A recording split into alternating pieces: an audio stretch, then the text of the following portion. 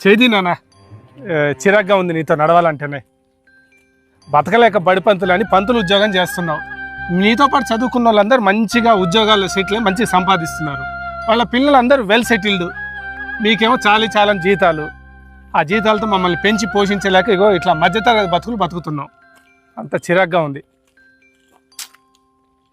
Sir నమస్తే sir. నేను sir మీ విద్యార్థి మీనాక్షిని. బాబు మా బాబే. బాబు మీరు ఎంత అదృష్టవంతులు.